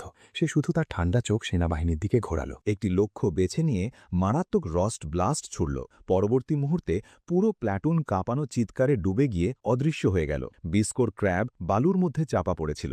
মাইলোকে চিন্তিত দেখেই জেবি বলল, এই ক্র্যাব রস্ট রেজিস্ট্যান্স রাখে, চিন্তা করো না। মাইলোকে রস্ট প্রতিষেধক ইনজেকশন দেওয়া হয়েছিল, সেজন্য সে লোহার মানুষকে থামানোর মিশনে এগিয়ে গেল।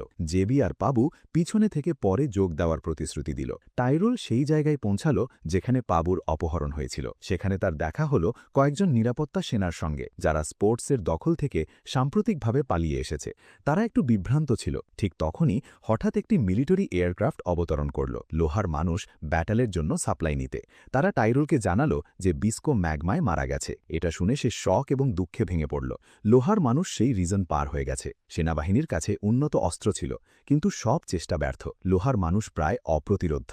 সে শুধু ঠান্ডা চোখ সেনার দিকে ঘোরালো, একটি লক্ষ্য বেছে নিয়ে মারাত্মক রস্ট ব্লাস্ট ছুড়ল। পরের মুহূর্তে পুরো প্ল্যাটুন ভয়ঙ্কর চিৎকারে ভেসে গেল। পাশে থাকা গার্ডরাও সাহায্যের জন্য দৌড়াতে লাগল, কিন্তু তারা বিভ্রান্ত হয়ে পড়ল। কারও সাহস হল না কোনো সিদ্ধান্ত নিতে। সবাই পাবুর আদেশের অপেক্ষা করছিল। এই দেরিতে মাইলো স্থির হয়ে সেই দৃশ্য দেখল। তার মনে ক্রোধ ভেসে উঠল তাদের প্রতি, যারা সবাইকে রক্ষা করা উচিত ছিল।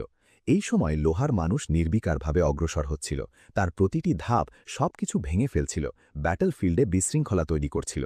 যখন সে ট্রেডারদের এলাকার মধ্যে দিয়ে গেল, যারা পালাতে চেষ্টা করছিল, মাইলো হঠাৎ চিৎকার করে বলল। সে কিরিকাওকে সরাসরি নাম ধরে ডাকল। লোহার মানুষ সঙ্গে সঙ্গে থামল এবং মাথা ঘুরাল। স্টিল মাস্কের ছিদ্র দিয়ে রক্তিম চোখ উজ্জ্বল হয়ে উঠল। তারপর তার ধাতব হাত তুলে মারাত্মক লেজার বিম ছোড়ার প্রস্তুতি নিল। সেই মুহূর্তে এক উজ্জ্বল রশ্মি সরাসরি মাইলোর দিকে এগোতে লাগল। সে সঙ্গে সঙ্গে রোল করে বাঁচল। এনার্জি স্ট্রিমের তাপ তার চামড়ার কাছে দিয়ে গেল, ফলে সে সামান্যই বেঁচে গেল। নিজেকে পড়ে যাওয়া থেকে বাঁচাতে মাইলো তার ধনুক টেনে নিল। স্পোর্টস ভর্তি বিশেষ তীর ক্রমাগত ছোড়া হলো। মূল্যহীন বুলেটের মতো কার্যহীন ছিল না। স্পোর্টস লোহার মানুষের আর্মার রস্ট করতে লাগল। দাতব প্লেটগুলো অসমভাবে ক্ষতিগ্রস্ত হতে লাগল।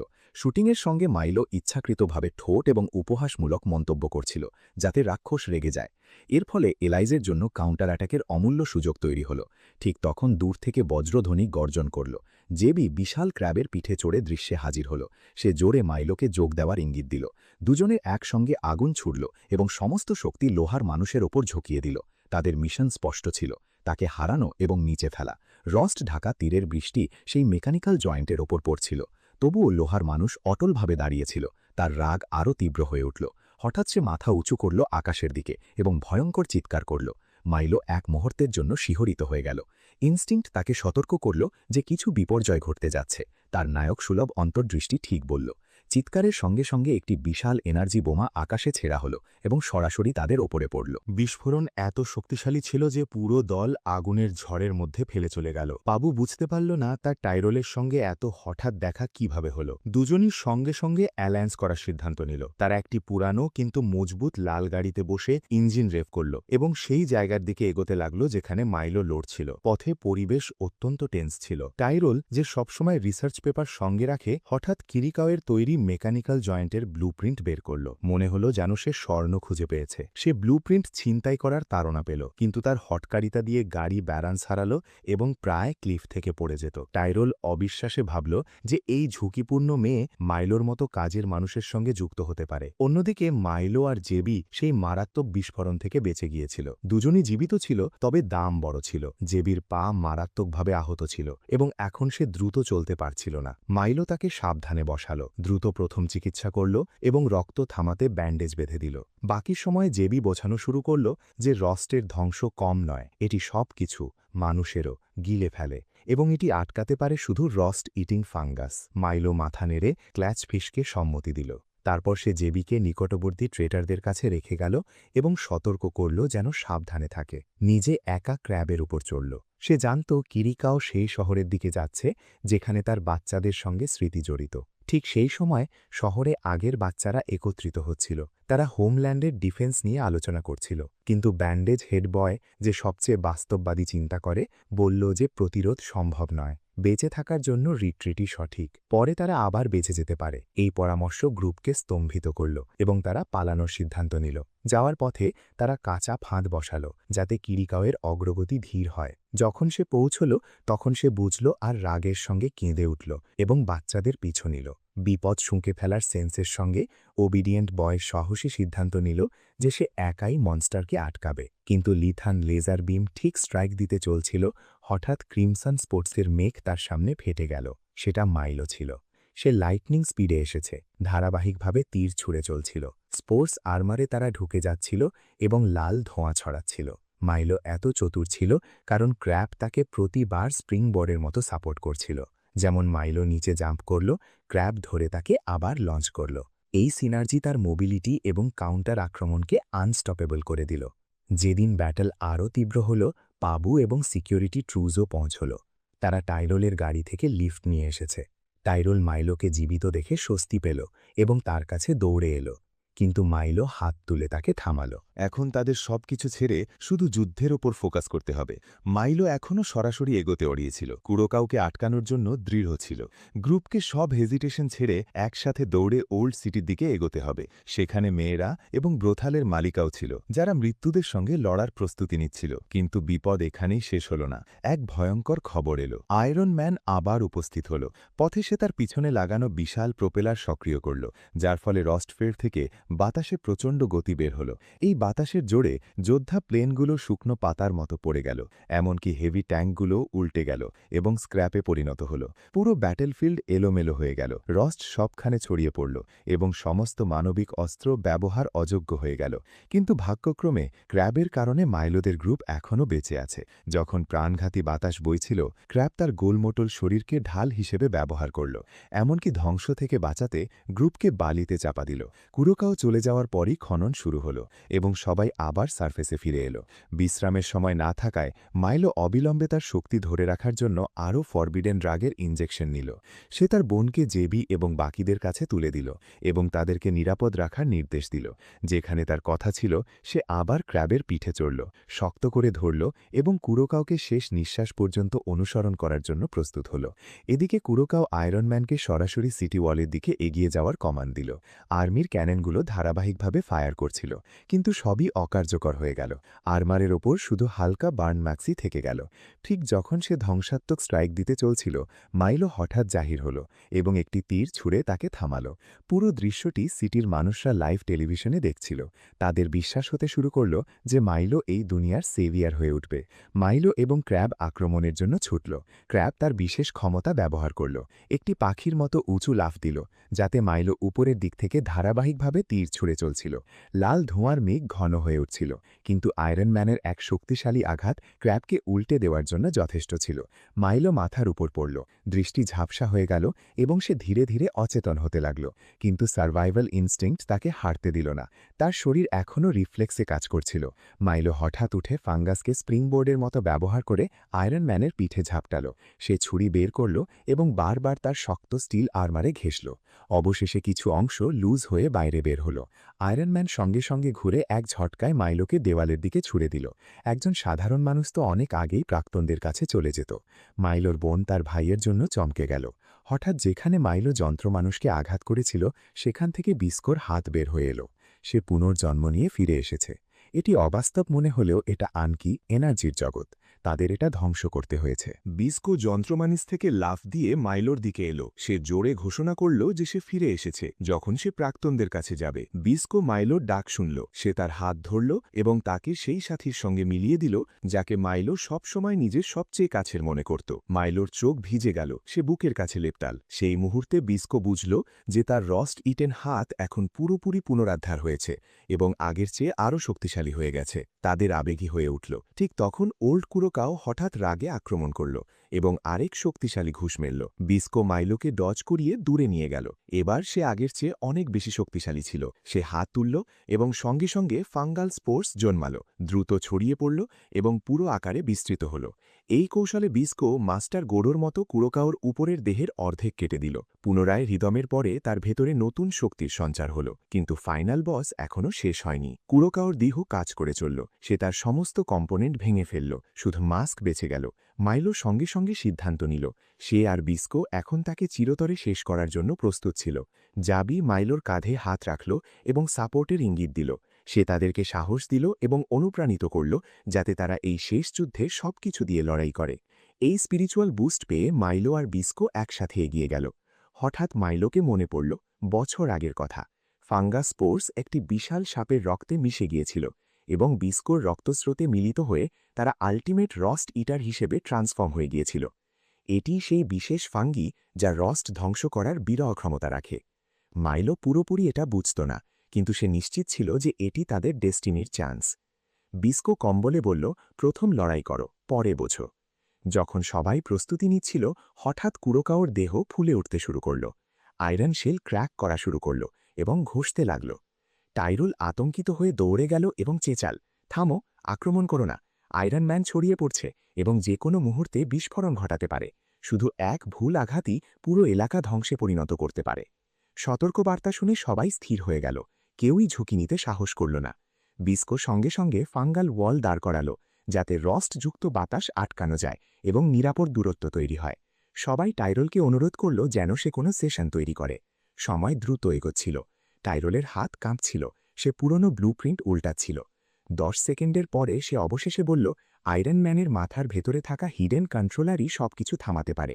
যদি সেটা ধ্বংস করা যায়, বিস্ফোরণ প্রক্রিয়া থামবে। এই কথা শুনে বিস্কো এগোতে চলল, কিন্তু মাইলো তাকে থামাল। সে স্পষ্টভাবে বলল যে সঠিক টার্গেট খুঁজে না পাওয়া পর্যন্ত তারা র্যান্ডাম তীর ছুড়ে দিতে পারবে না। একটিও ভুল স্ট্রাইক পুরো দেহকে ধ্বংস করতে পারে। যখন সবাই হেজিটেশনে ছিল, পাও জোরে চেঁচিয়ে এগিয়ে আসার প্রস্তাব দিল, কিন্তু জাবি সঙ্গে সঙ্গে তাকে থামাল এবং বলল যে সে আর বিস্কো এই বিপজ্জনক কাজটি সামলাবেন। পাও মাথা নাড়ল, বিরোধ জানিয়ে। যদি জাবির ক্র্যাব ক্লব খুব শক্তভাবে আঘাত হতো, তাহলে শকওয়েভ পুরো কুরোকাওকে অস্থিতিশীল করে দিত এবং সাথে সাথে ব্লাস্ট করত। পাও মাথা উঁচু করে সাহসী স্বরে বলল, আমি স্ট্রেংথ বেসড মার্শাল আর্টে প্রশিক্ষণ নিয়েছি, এবার আমি আর্মার পিয়ার্সিং স্ট্রাইক করতে পারি, সেটা কোনো দেহের ক্ষতি ছাড়াই। সে নিজেই তার মাস্ক ভেঙে দেবে। এটা শুনে বিস্কো হেসে বলল, তুই তো আগে ওকে বেশ বাজে মার খেয়েছিস, তাই মেনে নিতে হবে। সত্যিই শক্তিশালী। বিস্কো পাওকে তীক্ষ্ণ নজর দিয়ে দেখল, কিন্তু সে কিছু বলার আগেই পাও গভীর কণ্ঠে বলল, সার্কাস্টিক কমেন্ট বন্ধ কর, কারণ ঝুঁকি আমার সামনে। তার তীক্ষ্ণ কথার পরও বিস্কো এবার সৎভাবে মাথা নাড়ল। যদি পাও পারে তবে সে যা চায় তা পাওয়া উচিত। হঠাৎ পাও লজ্জায় তার গালে একটি চুম্বন দিল। বিস্কো স্তব্ধ হয়ে রইল। এটা সে আগাম পেমেন্ট হিসেবে বুঝল। মাইলো হেসে ফাটফাট করে বলল, তার ভবিষ্যতে স্ত্রী তো অনেক ভালো হবে। টাইরোল বিপদ এড়ানোর অজুহাতে পেছনে সরে যাওয়ার নাটক করল। শেষে বিস্কো আর সৈনিকরা পাওকে সরাসরি ফ্রন্টে নিয়ে গেল। সে লেথাল রস্ট কারেন্টের মধ্য দিয়ে চটজলদি বাঁচতে বাঁচতে সরাসরি কুরোকাওর মাস্কে আঘাত করল। একটি লাউড ক্র্যাক বেজে উঠল। মাস্কের স্তর চূর্ণ হয়ে গেল, কিন্তু সঙ্গে সঙ্গে একটি ভারী কাউন্টার অ্যাট্যাক পাওকে ভেঙে ফেলল। তবে ফাঙ্গি থেকে তৈরি দ্রুত দেওয়াল তাকে বাঁচিয়ে দিল। মাস্ক ওঠার সঙ্গে সঙ্গে আসল কুরোকাওর রূপ সামনে এলো। সে তৎক্ষণাৎ পাওর দিকে ডেডলি এনার্জি বিম ছুড়ে দিল, কিন্তু মাইলো লাইটনিং স্পিডে ফাঙ্গাল শিল্ড দাঁড় করাল। সেই সময় বিস্কো তার ধনুক টেনে ধরল, কিন্তু প্রতিটি তীরের প্রতিউত্তর কুরোকাওর বিম দিয়ে দিচ্ছিল। বিস্কো উচ্চ লাফ দিয়ে ফাইনাল স্ট্রাইক দেওয়ার প্রস্তুতি নিল। হঠাৎ একটি ঝলমলে রশ্মি তার চোখে লাগল। জীবনের ও মৃত্যুর মুহূর্তে মাইলো ছুটে এসে বলল, আমার ওপর বিশ্বাস কর। তার সাথীকে ভরসা করে বিস্কো তীর ছুড়ল। বিম সরাসরি কুরোকাওর মাথায় লেগে ফাঙ্গাল এনার্জি সক্রিয় হল। অগণিত মাইসিলিয়াম থ্রেড ছড়িয়ে পড়ল। পুরো আয়রন ম্যানের দেহকে জড়িয়ে ধরে অবশেষে মহাস্ফোরণে সবকিছু শেষ হয়ে গেল। দেশজুড়ে রস্ট স্পটগুলো ফাঙ্গি খেয়ে ফেলল এবং পুরো প্রভাব নিরপেক্ষ হয়ে গেল। এখন এত ফাঙ্গির মাধ্যমে সব আক্রান্ত মানুষদের ট্রিটমেন্ট সম্ভব হয়ে গেছে। পাওর মুখের দাগগুলো পুরোপুরি মিলিয়ে গেছে। জাবি নিঃশ্বাস ফেলে স্বস্তি পেল। খুশি হল যে বিস্কো জীবিত আছে, শুধু অচেতন ছিল। যুদ্ধের পরে মাইলো বিস্কোর কাছে বসে নরম কণ্ঠে প্রতিজ্ঞা করল যে সে তাকে কখনো ছাড়বে না। বিস্কো চুপ ছিল, কিন্তু তার দৃঢ় চোখে কমিটমেন্ট স্পষ্ট ছিল। কিছু সময়ের মধ্যে সব জায়গায় মানুষরা ফ্রি ভ্যাকসিন পেয়েছিল এবং রস্ট রোগের অবসান হল। পাও অফিসিয়ালি নতুন কমিটির লিডার হয়ে ফাঙ্গি প্রোটেক্টরসদের রক্ষায় দাঁড়াল, আর বিস্কো ও মাইলো ডিসগাইজে চেকপয়েন্ট ক্রস করতে করতে তাদের খুঁজতে লাগল। পুরনো গার্ডরা, যারা তাদের চেনে, চোখ বন্ধ করে তাদের যেতে দিচ্ছিল, কারণ তাদের জন্য এই দুইজনই সত্যিকারের হিরো। এরপর তারা একসাথে একটি অ্যাডভেঞ্চারাস জার্নি শুরু করল। আর এখানেই আজকের ভিডিওটি শেষ হয়। এর পরবর্তী পার্ট দেখার জন্য এই চ্যানেলকে সাবস্ক্রাইব করে আমাদের পাশেই থাকো। আর যদি এই ভিডিওতে 100টি লাইক আর 50টি সাবস্ক্রাইবার পূরণ করে দাও, তাহলে আমি খুব তাড়াতাড়ি এর পরবর্তী পার্ট নিয়ে আসব। দেখা হচ্ছে এর পরের ভিডিওতে। সেই পর্যন্ত ভালো থেকো, সুস্থ থেকো। ধন্যবাদ।